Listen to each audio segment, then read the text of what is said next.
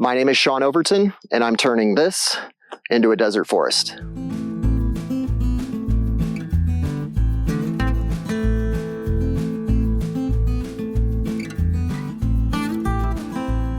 On the episode where I was harvesting prickly pear, one of the frequent comments was asking if that's the end goal, and the answer is absolutely not. The goal is a desert forest, and there's no chicanery about what I mean by desert forest. I do mean trees.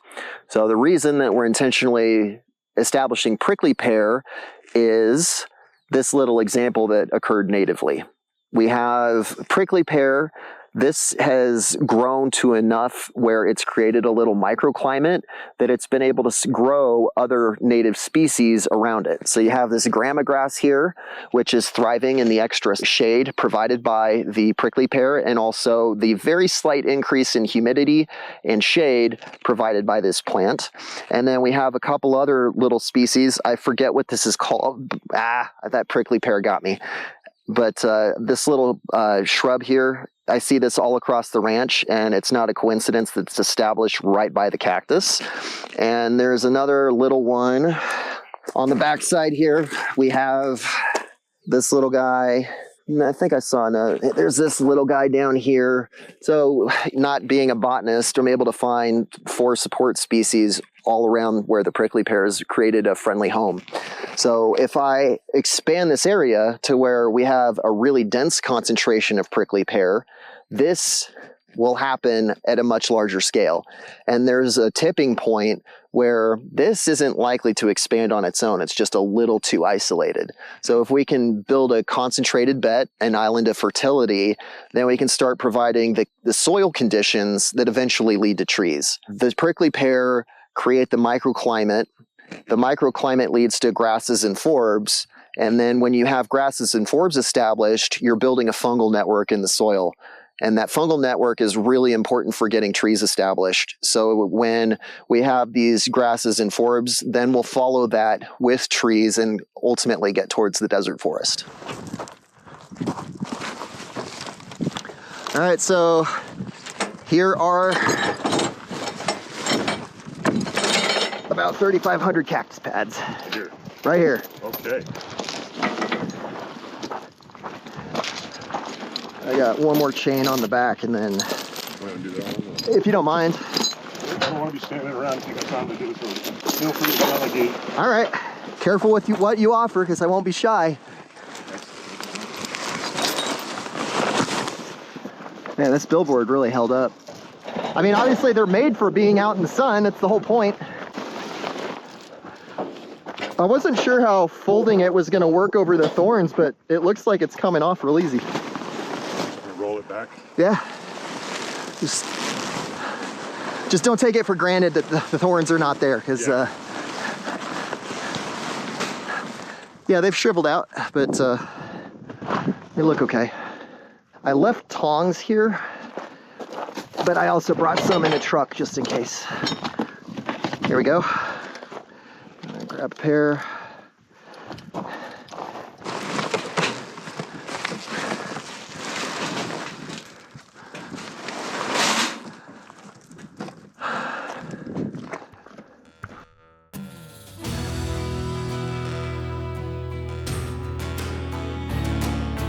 From here, like this line going that way, yeah, all the way to the road over there and slightly to the left.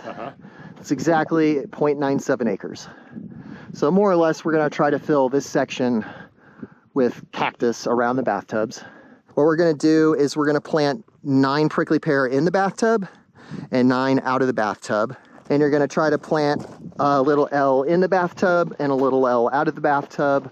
And we should be able to eyeball which orientation does best, because we're going to have it facing, obviously that one is facing east and this one's facing west. And then we'll have these lines that are all on a north-south orientation. So I think in a year when we come back and we look at how did the cactus do, we should have some kind of expectation for like, how do we get the most growth?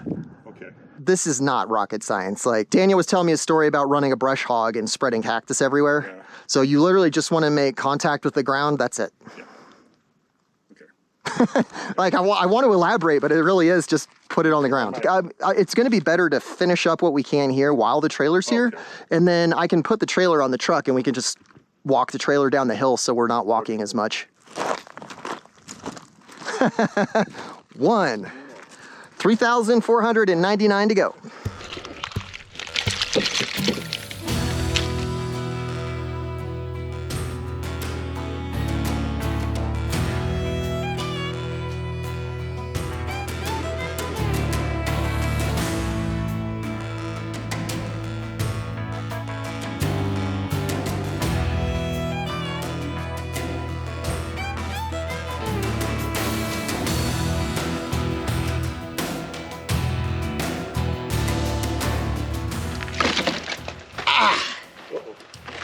Ow.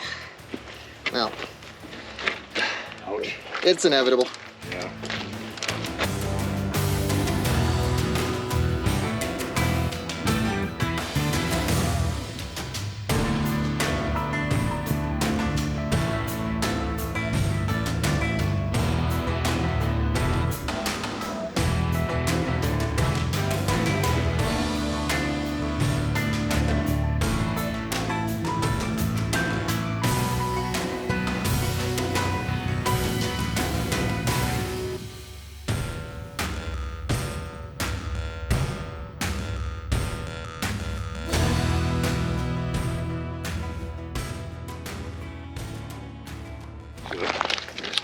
I've been practicing for this moment all my life. I've been waiting for this moment all my life.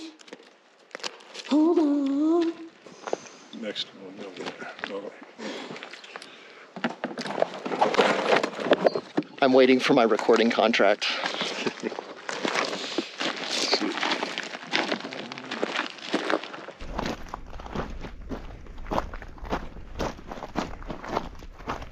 Yeah, I think I have channel locks. Let me look.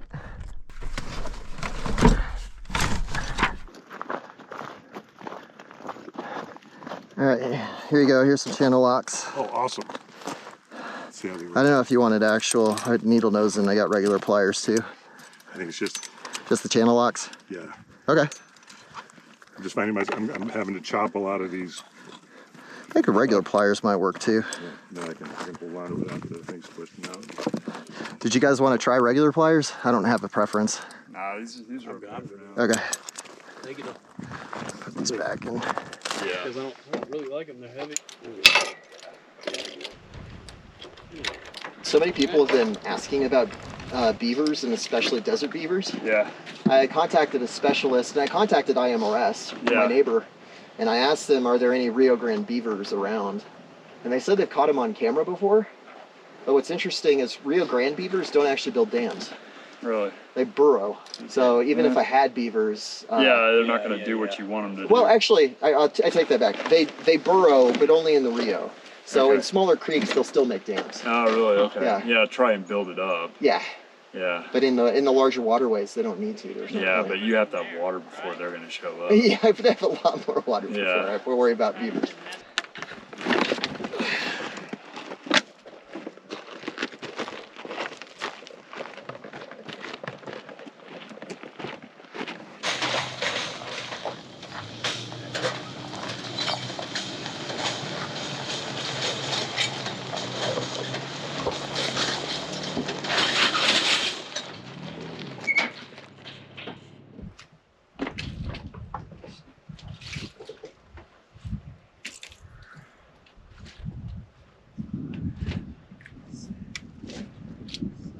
Brian, I assume that side's mostly done? 2 more. They've got plenty of... Okay, cool. It's the end of half day 1, and we are almost done unloading the trailer. I just can't believe the progress we've made. It's amazing how much faster it goes when you have 4 people instead of 1.5. So I think the first half of tomorrow, we're going to have that unloaded and done, which is great because then we can spend the rest of the day applying what I've learned with check dams. But this cactus is almost done. Really excited to show you guys the progress. I know we've had the drone flying almost the whole time, so like this side of this little valley, it already has significantly more vegetation than that side. And I think that between the way we've laid it up here out of the bathtubs, but especially in the bathtubs, I know Tiago thinks they're going to do better out of the bathtubs. I think they're going to do better in the bathtubs just because there's much less sun and the temperature is lower. Obviously, there's going to be more water to contend with, and that'll actually be an issue tomorrow when the remnants of a hurricane coming up through Mexico. No, not tomorrow, but Wednesday of the next week. We should have a significant amount of rainfall. So we'll see how these cacti do. I'll keep an eye on it, but I feel way more optimistic about this than the seed that I broadcast. So we'll finish it up tomorrow and see how she does.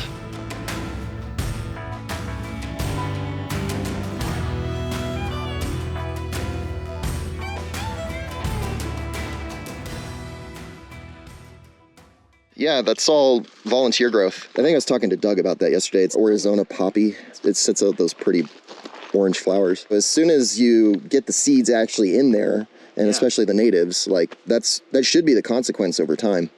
Well, you got pink, yellow, and orange now. And this probably attracts insects and bees and... Yeah, we came up on a butterfly yesterday. Big old beetle right there. Yeah. Really? Where? Right, little black one right there. Oh, wow. That's exactly what you want. Yeah. Hello, friend. Yeah. This right here is the example of progress. Yeah. Yeah. That exactly what you want to see. That's all native, so it's already, the seed bank's there, it's given the conditions to grow, and it's growing. And this is just the first year. Yeah. And now it's going to get 3 inches of rain. That's Thank you, Hurricane Norma. and more hurricanes, the better. Yeah. Most people don't like them. I'm ecstatic. Is this the one that came from the Gulf? Yeah, it's coming up from the Gulf. So it should be here middle of the week. Did you get any of the stuff the rare stuff that came from the other side? Yeah. So I guess this is where you get like the freak rainfall is you get the storms blowing up from the Gulf or the storms blowing across Baja. Yeah.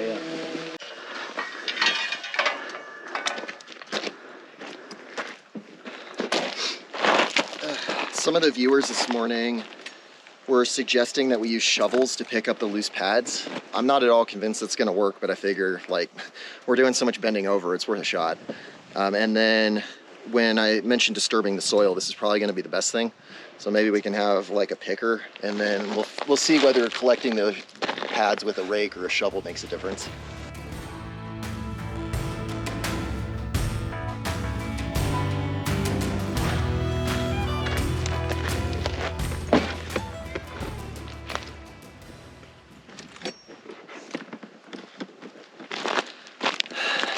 I'm excited about this guy here because I pulled him up by the roots, but you can see that the roots have actually sent out new shoots. So we're gonna get that planted upright and see how it does.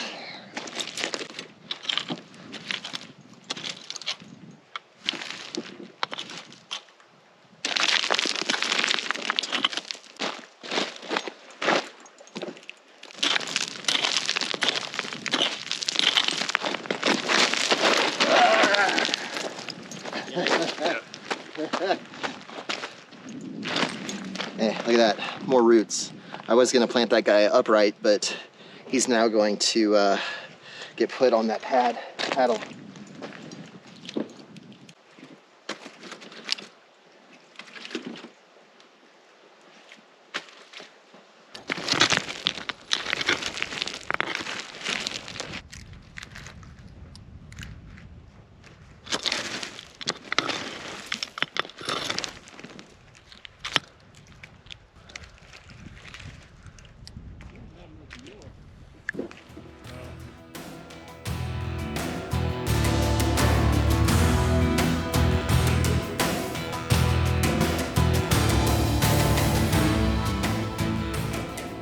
Talking to Tiago and his team made me realize that I kind of need to deviate from the plan a little bit, but not with what they had in mind. I feel like the value is their experience, and my value is just the fact that I'm here and I've spent a year and a half coming here frequently.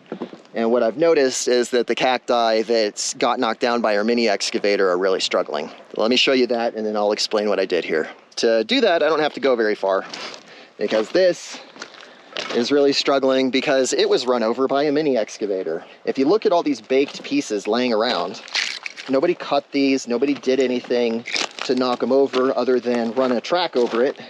And what I want you to realize is that there are no volunteers from this. This is an east-facing slope, which is one of the better slopes available.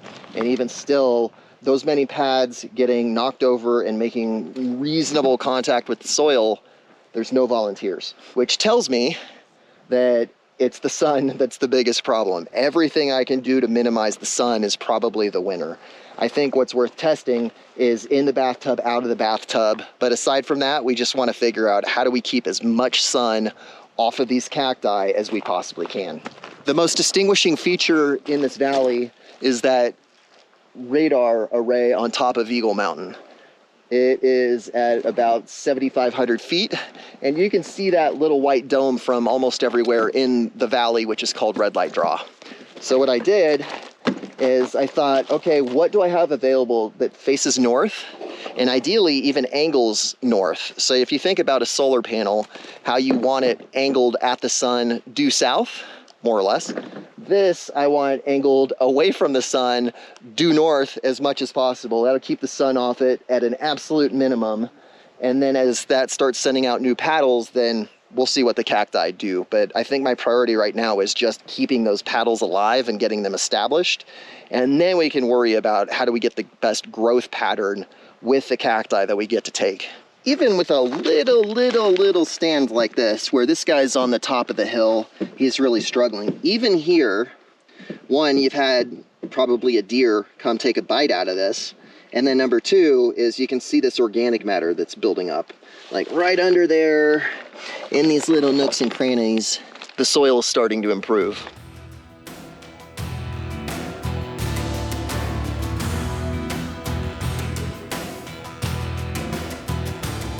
We're going too fast. I thought we were gonna take like all day yesterday and be trying so hard to finish, and like we're gonna be done in an hour or two. That's awesome. That's awesome. Yeah, and it looks like we'll have pretty close to the right amount to do an acre. Maybe we'll come up a little short, but it's not the end of the world. Cool. Which is crazy. Like this is going so much faster than harvesting the cactus. Really? Yeah, like it took me, not full time, but working a couple hours a day, it took me 5 days. Yeah. And we're knocking this out, and like we didn't start until noon, and it's not even 5, right? Or is it, what time is it? Yeah, it's 15 till 6. Yeah, 15 to 6. So, and Ray, I don't know, we're maybe like 12 man hours into it. Yeah, that's not bad at all. No. I like that. No, we're crushing it. Man, having a thermal drone out here would be wild. I need a thermal camera so bad for a lot of reasons. It's not just for like looking for vegetation or evaporation for sighting a well. You can use it for finding wildlife, migrants. If you're a thermal camera company and you would like to sponsor somebody on social media, I'm your guy. Heck yeah, dude. You look like you're in a foxhole. That is what I feel like, Jeff. If the Germans come over to that ridge, get them all. I'll take care of it.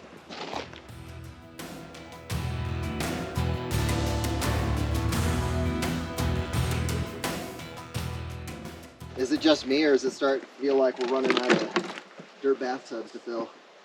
We're getting low. This is good. Good thing. Definitely. That makes me happy. Yeah. Running out of cactus is a good thing.